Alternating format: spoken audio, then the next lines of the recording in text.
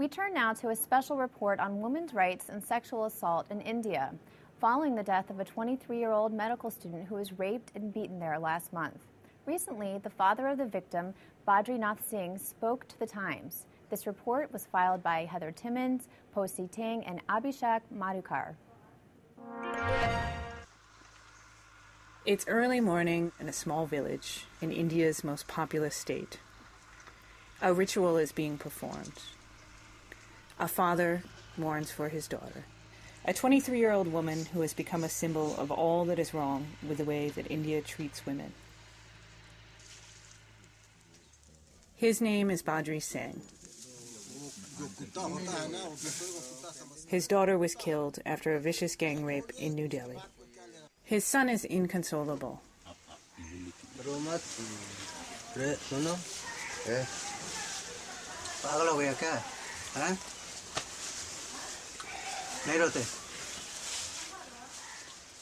The father is angry. I keep thinking the 6 culprits should be hanged. He is not the only one. Much of India, and in fact many people around the world, have been enraged by the incident.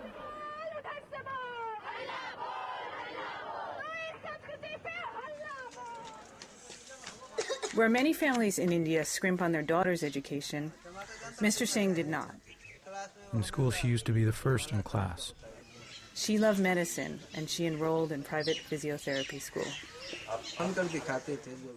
Sometimes she used to wear a doctor's coat and show it to me and her mother and ask, "How do I look?" He sold land, borrowed money, and worked double shifts to pay for her education. Mr. Singh and all of India have been trying to make sense of what happened. If there was not such division between rural and urban cultures, then this would not have happened. Until today, I've never seen or heard about such incidents. I've never even heard about theft here.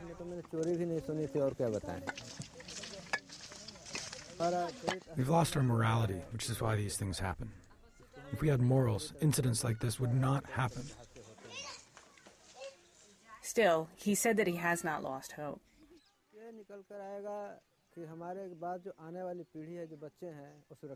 The outcome from this should be that in the future, the next generation, our children should feel safe. I have faith that there will be change. Many in India are also hoping that change will come. In many ways, that case was nothing new in India, according to longtime women's advocates there. We bring you this report filed from New Delhi by Shannon Hodge and Urmila Jagannathan. One of the biggest problems that girls and women face in this country is some men think of some women and some girls as not quite human, as things. Were you surprised by the kind of response, by the magnitude of protests that we saw following the gang rape incident? You know, I have to say I feel a real sense of hope. I feel a real sense of hope that for 3 weeks non-stop, violence against women or sexual violence is on the front pages of practically every newspaper. We have seen brutal rapes in this country. We have seen brutal gang rapes in this country.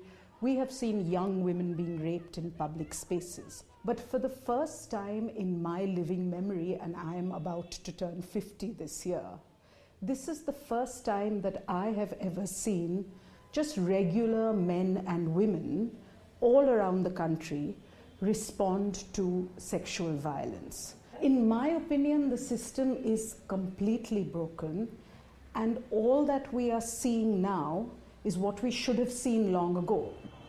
So for instance, if you have a case of murder, if you have a case of something else, whether it's the police, the investigating agencies, the judiciary, everybody puts their best effort into it because it is socially and judicially and legally and in every way accepted as a crime. Somehow what happens in the case of rape is that even though it is on our law books as a crime, there is a mindset that does not see it as a crime. We can make the laws better, but beyond this, What we really need is to work with the laws that we have, make them stronger, and then really work towards implementing them, really work towards getting convictions. Women and girls seem to face a huge number of don'ts in this society. So for instance, it's like, don't wear clothes like this, something might happen to you. Don't go out on the streets after a certain point of time, something may happen to you. At its root, there's some sort of radical rethinking needed. At its roots, I think families, communities, society, all of us really have to start thinking that why is it so important for us to constantly distinguish between a boy and a girl? You know, some of the things that we've heard people say in the aftermath of this incident, in New Delhi, for instance, now a lot of young women are very nervous to go to late night shows. I can understand that in the aftermath of this, there's a certain nervousness, right?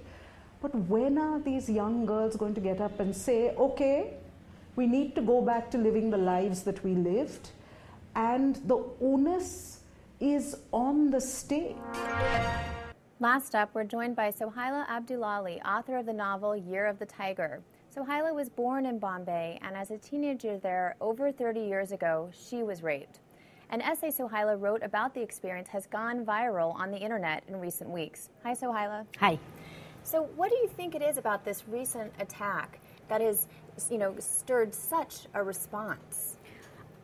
I think all of us are wondering that. And I think possibly it's that even though this kind of thing happens a lot, this one is so brutal and so public. And it's not just rape, it's murder. So that's one. And the other thing is that in India, I think it's a new moment and we're thinking of new possibilities, that you can have an ordinary life, you can go to the mall, you can go to a movie.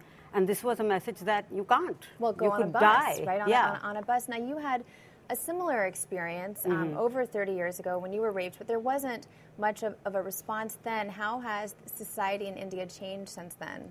Well, it's changed and it's not changed because there was no response, because at that time the legal system was so bad that I couldn't even report it. I couldn't even file a report. The police refused to believe me, and they upped the ante until if I had reported it, they would have locked me up. So clearly that's changed, but not that much has changed. I have gotten hundreds and hundreds of emails from people who had similar things happen and couldn't report. Because you wrote an essay about it back in the 1980s, and then this essay about your experience appeared online in recent weeks and went viral, and last week you wrote an op-ed for The Times. What's been the response you've seen to sharing your experience? I thought I would hear from people in India, but I've actually heard from people all over the world, and I have so many women and so much pain in my inbox. There are all these women in Europe. Yesterday I got an email from a woman in Germany and one in Sweden, I think, who talked about how we can't imagine in your society how it must have been for you because we were raped how many years ago. We've never told anyone because there's so much shame. And so there's that. There's all the men writing about their fears for their daughters. Everyone's writing to me. And I think maybe part of the problem is that it's so secret. It's so stigmatized. So we can protest even in public. But the important thing is we should go home and talk to our children. We need to teach our sons that there are ways you just don't behave. What are you hearing from people in India? A lot. I've gotten a lot of very sad emails from women, not necessarily who've been raped, but who are in desperate situations that they feel they can't get out of. And they say that I have so much courage to write about it, but I feel like they have courage. They are living these ordinary lives. They have to somehow do it. And I got to get out. And I had a family that supported me. Because you've been out of there really since you were a teenager. And, one of the things that's been coming to light over the last month with this increased attention on women's rights there is, there are women who just disappear, who are killed, sometimes even tied to the men they married not liking their dowries. I mean, are you hearing from people in India that there's, possibility of change, or what? Do they have hope that it might change in response? Or there is hope, and when I say I got out, I don't mean I got out of India. I go back every chance I get. I love it there, but there is hope, and maybe all these things are true and they're terrible. But the fact that thousands of people are marching on the street, objecting and protesting. This woman's father he's a villager from UP, and he's on television, not ashamed to say his daughter's name, not saying that she's dishonored us. That's a huge step. And I hope that it leads to some change. But again, I think that going out there and protesting is lovely, but it's the first step. If you go out and protest and you go home and you serve your son before you serve your daughter, then you're really perpetuating the same thing. Now, since you've been in the United States, you've worked with rape victims here in the U.S. You worked at a rape clinic in Boston. How are the experiences that you've seen of women in the United States similar or different to people in India? Well, I don't know that many people in India, especially people like me, middle-class women who've been raped and said so, because there's so much silence about it. They don't talk about it. Yeah. But I do know that over here, a lot of the feelings of feeling terrible and violated are the same, but some of the cultural things are different. There's not the same shame and dishonor stigma here, but there is the possibility that someone will say to you, you asked for it because you were wearing a short skirt, or you were drinking, or you were doing something. So in both systems, the response is different, but in both systems, the response is essentially it's your fault. And either you should die of shame or whatever, or if you get over it, then maybe it wasn't so bad. And I feel like there's no space for the middle ground, for people like me who, I'm sure there are others who, a terrible thing happened, we had support, and then we moved on. But it seems like there's very little place for that. It's not exactly party conversation. Well, it seems like your story is, sort of resonated with people all over, kind of a universal experience, unfortunately, for women in a lot of places. Yeah, it's been actually quite tremendous also to hear from so many men from all over. And when I wrote the piece, it was partly because I was so shocked the old piece came out. I didn't really choose that to happen. But once it came out, I felt like I didn't want that to be my last word. Because you've had a lot of insights since then. And then I wrote the piece really quickly, and it went in, and it seems like, without my really realizing, it was so much about families. It was about my parents and my child. And that's been a lot of the response, especially from Indians, about how do we be good parents to raise our daughters and our sons to not perpetuate the system. And from people here saying, I got all these sweet emails saying, God bless your parents. And then I got from other people saying, how can I protect my child? So it's part of a larger conversation of how we teach the next generation to respect each other. It's hard to do it around rape because rape is just so awful, and because it's somehow associated with sex, it becomes really uncomfortable for people to talk about. But we have to talk about it. Well, we'll leave it there for now. Thanks for joining us.